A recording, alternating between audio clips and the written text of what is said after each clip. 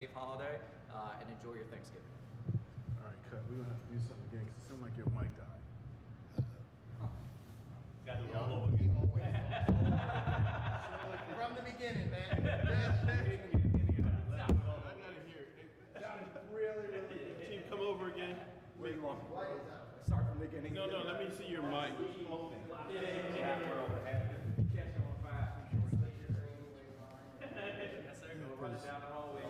Tell me that whole thing didn't work. Is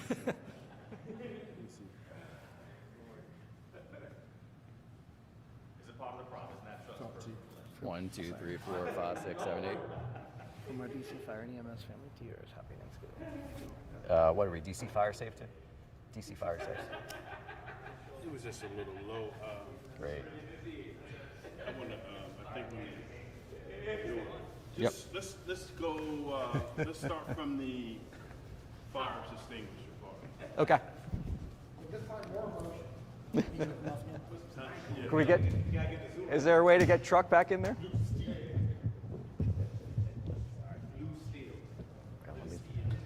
Let's get this guy back going again. Yeah. So yeah, let's just start from the fire extinguisher. Okay. Good. Yeah. So we always recommend that everybody in the kitchen has a fire extinguisher. These can be picked up at any hardware store, and they are relatively easy to use. We like to use the acronym PASS, which is pull, aim, squeeze, and sweep. That means you pull the pin, you aim the nozzle, you squeeze the handle, and you sweep to make sure that you are extinguishing any fire that might be there, as well as any area directly around it. Obviously, in a cooking fire like this, you would want to make sure that you had the lid available, and taking away the oxygen from that fire is going to be the best way to extinguish that. These extinguishers can be purchased at any hardware store again, and they're a great device to keep around the house. Anything that gets to be serious, we want people to take that seriously, immediately leave your house, call 911, let us professionals come in and handle any of those emergencies. When we're talking about other devices that people might have on their countertops, we very often see overloaded electrical outlets and overloaded circuits. So this is a pretty common device known as the Octopus, which allows you to plug in multiple devices into one outlet. A device like a toaster or other appliance on your countertop can draw a lot of power coming out of there. That can lead to an arcing event in which any item that's around it, like oven mitt or anything else, could very easily become ignited and can cause a fire. Also, there could be other electrical issues that occur just from having too many circuits overloaded, so we want to make sure that people understand what the limitations that are, only plugging one thing into each outlet and making sure you're not overloading those outlets. Also, with a toaster oven, we know sometimes you want to reach in to get that last piece of toast that might be stuck in there. Please make sure you don't ever reach in with a fork or anything like that. It could very easily spark and cause you to be electrocuted, which is something we don't want. So the bottom line is, for this Thanksgiving and the holiday season, DC's Bravest want everybody to be DC fire safe. We want to make sure everybody has working smoke alarms, and that can be done by calling 311 or going to our website, which is fams.dc.gov. And once again, we want everybody to have a great holiday season.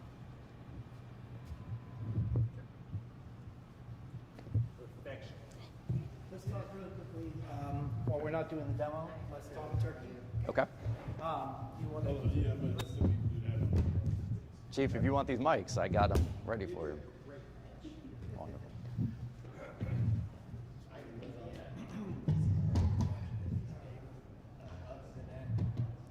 So come a little bit more this way, and then we're talking turkey now, right?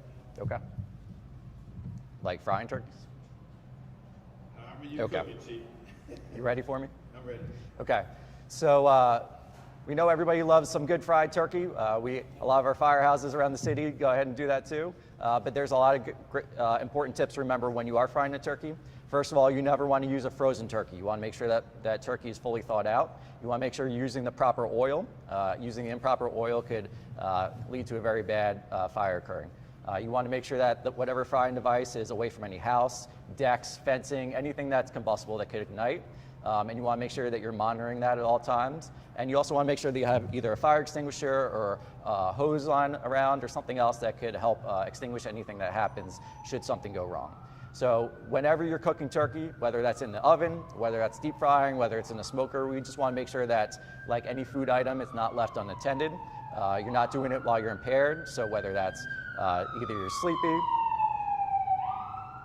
impaired by either being, having a little bit too much to drink or being a little too tired, we want everybody to take cooking seriously and exercise good caution whenever doing these things. Chief, talk a little bit more about why it's important to talk about this safety during this time of the year. Yeah, so we know that cooking fires are the most common fires that we run here in the district. That's no exception for Thanksgiving. We know a lot of people are in the kitchen. They're cooking a lot more than they normally do. A lot of times people that don't normally cook are also trying out some new recipes. So there's a lot of potential there for the holiday to go wrong. We want to make sure that everybody is safe. We don't want anybody to end up in the hospital or have to have the firefighters come visit them during their holiday celebration.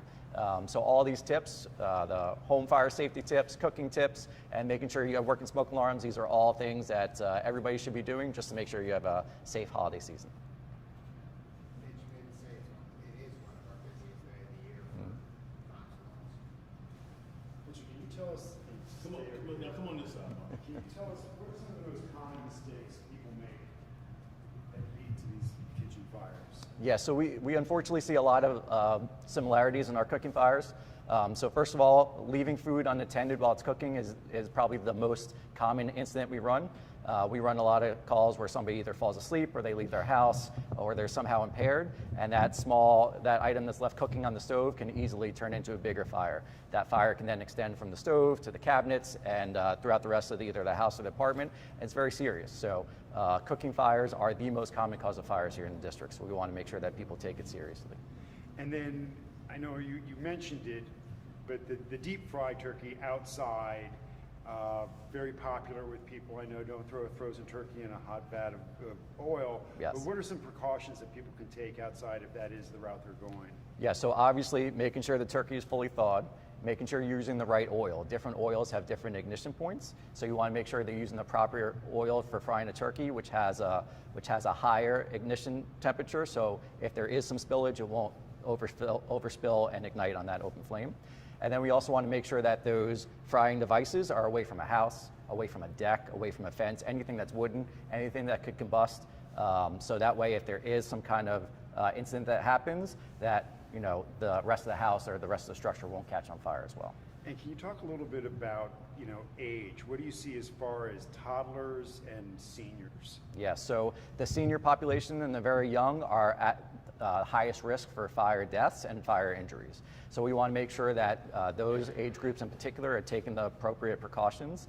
In the senior community, sometimes we want to make sure that they have help where they need it, that they have people checking in on them to make sure that they can continue to do whatever activities they're doing in a safe manner. And then also children. We want to make sure that they're not left unattended in the kitchen when things are on the stovetop or in the oven. Unfortunately, we run a lot of burns and injuries that way from cooking that's occurring there. So we want to make sure people are taking those precautions. And could we Hey, get Chief. mic'd up at some point? Hey, Chief, and if somebody is frying a turkey and a fire occurs, how would you recommend them putting it out? Yeah, so first of all, if you're frying a turkey and a fire occurs, immediately turn off that flame device, right? Whether that's turning off the propane tank or whatever other heat source is going on there. If you have a lid that's accessible that you can successfully get over that pot, that would be best to try to contain that incident there. And then we always recommend having a fire extinguisher or a garden hose or something else that's available that you can immediately try to address any incident that occurs. I think my instinct might be to kick it over. Is that a good That would not be the recommended way to deal with it, because if you kick it over, if that oil has already ignited, now you just have kind of a pool of burning oil flowing through your.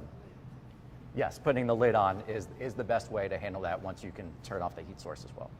So does oil cause a fire? I mean, if they kick it over with oil, starts fire? So depending on the type of oil you're using, some oils will ignite when they reach a certain temperature and then when they hit that open flame. So if you think about when you're frying a turkey, the oil kind of bubbles out of the top of the pot, it falls down towards the bottom of the hot where that open flame is, and then certain types of oil will ignite that way. So there are oils that are specific to turkey frying. They ignite at a higher temperature, so they are safer to use there, and we always recommend using the right oil for whatever cooking you're doing.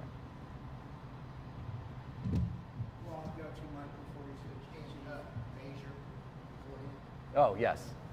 and then it's So I think there's specific turkey frying oils. I don't know if they're peanut or is it peanut? It is peanut oil. And I don't do a lot of turkey frying.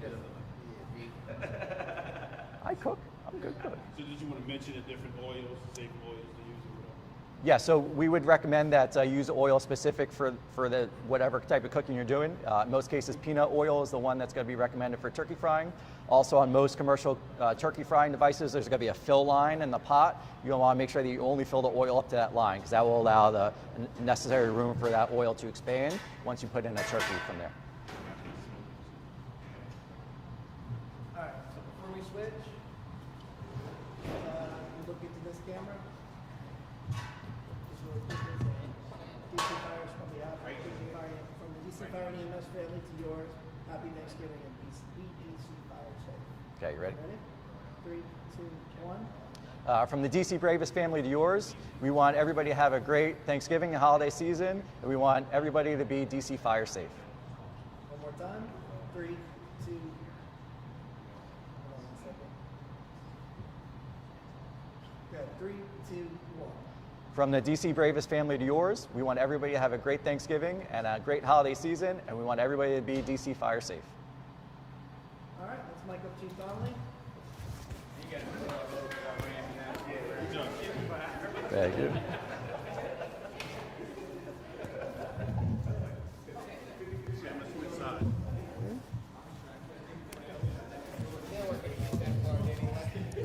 It's all yours. This is the.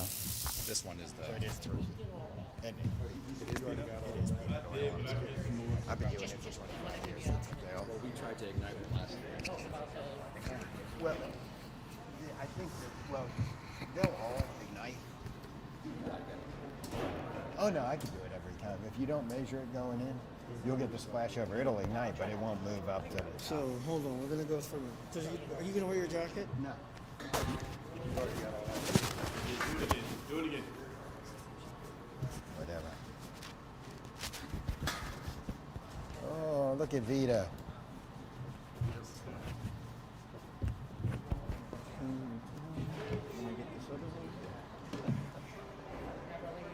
Never leave leg handles sticking out like this.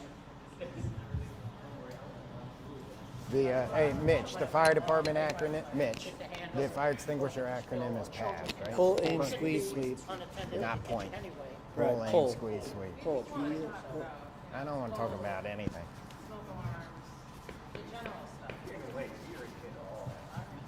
He's been through everything. When a guy's No, this should just go with Mitch. It was much better and accurate. wearing your clothing, reach Do you over. want, do you mind wearing your jacket? Why? No. No? Okay.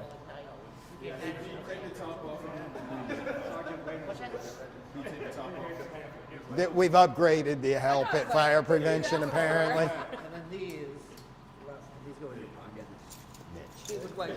He looked like Cyborg.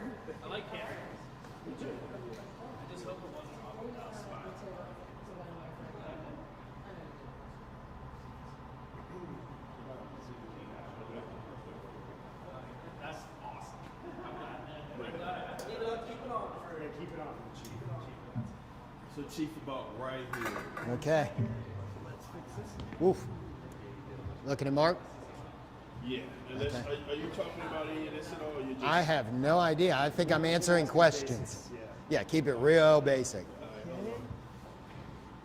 Let's look at Mark. Yeah.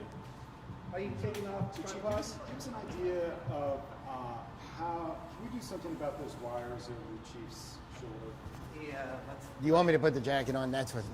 Yeah, That one. No, I don't, I guess. No. No. Can you hold on? Can somebody hold on to those there? No, I'm not wearing the robe either. They're trying to fix my uniform. Better? Is that better? that's much better. Okay. Well, just zip. Yeah. Zip. How high up? Where you want? Go right up to about here. With zip. It just snaps. They look better. Jesus Christ. Yeah. Hold on 1 second. I don't like the thing sticking out. Now you got my OCD all messed up. Is that better? Yes. Anytime. So, Chief, give us just an idea how busy Thanksgiving Day is for the fire department. It's just fire departments in general. So Thanksgiving's always a busy day because we have a lot more people cooking. We typically run about 550 calls a day right now. I expect it will be closer to 600 on Thanksgiving. So it's going to be a busy day for us. And when should people call 911 for help? I think sometimes people are reluctant. You know, they hear how busy you are. They don't want to be a bother. They think they can handle it. At what point, should they make that call? So I think they should call us the first time they think there's a problem. They should not be concerned about calling us because we're busy. If you have smoke that you can't figure out, if you have a fire on your stove, you should call us. And what's it like for you? Are you all hands on deck on? Do firefighters get a day off on Thanksgiving? Firefighters do not get a day off. DC's Bravest will be here. All of our units will be in service.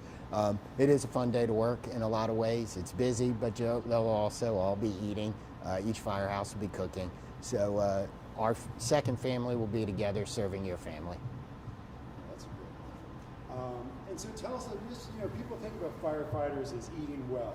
I mean, are they preparing for Thanksgiving meals just like we are? Oh, absolutely. There'll be a special meal in every firehouse, at least in every firehouse I've ever been in. It'll be a big meal. And I think people enjoy the food. They all bring their different traditions. It's not always the same thing you think it is. I've been in a firehouse where we had enchiladas one year and they were great. And what's your biggest concern going into Thanksgiving Day? When you go to sleep tomorrow night, what's your biggest concern going into the next day? So my biggest concern is that we don't have a tragedy.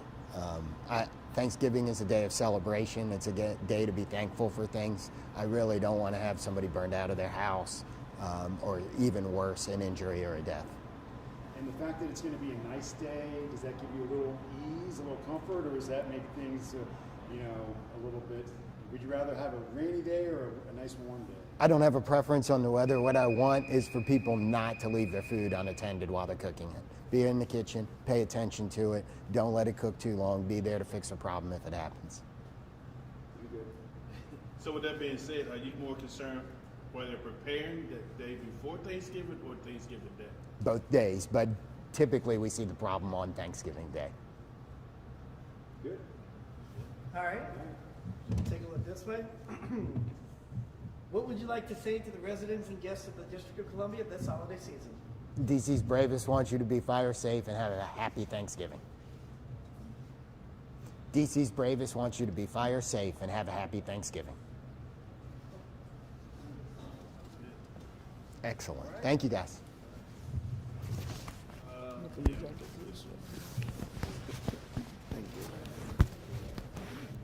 Thank you, sir. Sorry, take off your jacket. Now I got a strip. Yeah, you gotta take off the battery pack. You got it.